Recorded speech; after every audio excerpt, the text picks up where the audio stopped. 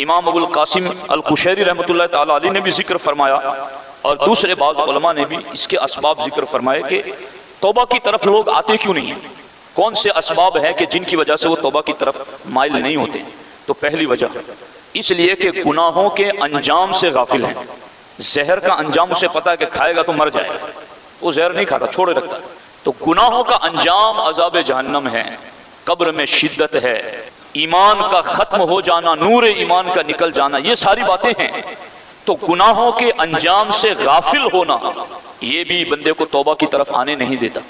تو گناہوں کے انجام پر جو آدمی غور کرے گا، اس سے کچھ چوک ہوگی فوراً توبہ کرے گا۔ اور دوسری چیز، دل پر گناہوں کی لذت کا غلبہ، یعنی گناہوں کی لذت کا دل پر غلبہ ہو چکا ہے، اب اس وجہ سے وہ توبہ کی طرف مائل نہیں ہوتا۔ ایسے بندے کا حل یہ ہے کہ وہ یہ سوچے کہ جب میں چند سالہ زندگی کے مختصر دنوں میں ان لذتوں کو نہیں چھوڑ سکتا تو مرنے کے بعد ہمیشہ ہمیش کی لذتوں یعنی جنت کی نعمتوں سے محرومی کیسے برداشت کروں گا۔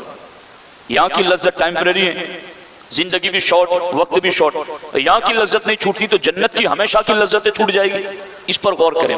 تیسری چیز یہ ہے کہ موت کو بھول جانا اور لمبی زندگی کی امید رکھنا، یہ بھی توبہ میں ٹال مٹول کا ایک سبب ہے کہ موت کو لوگ بھولے ہوئے ہیں اور لمبی لمبی امیدیں، ابھی تو پوتوں کی شادیاں کرنی ہے، نواسوں کی شادیاں کرنی ہے، ابھی تو یہ کرنا ہے وہ کرنا ہے۔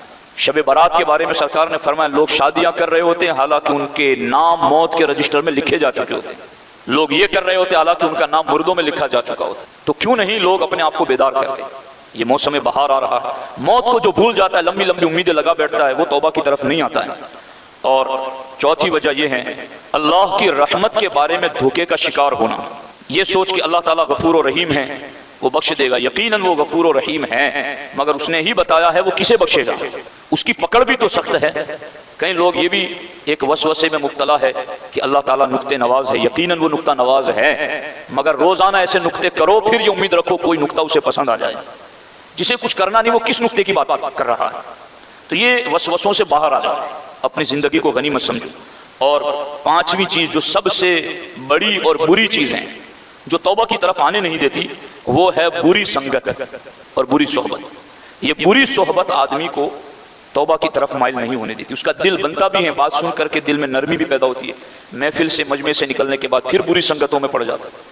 ابھی تو بڑی عمر باقی ہے، ابھی تو یہ حالات ہے وہ حالات ہے۔ تو میرے ساتھیوں، موسم بہار آخرت کی کھیتی کا آ چکا ہے، قریب ہے ماہ رمضان کی آمد، ہمیں توبہ کے پانی کے ذریعہ اپنے دلوں کو سیراب کرنا ہے تاکہ اس موسم بہار سے ہم زیادہ سے زیادہ لطف اٹھا سکیں۔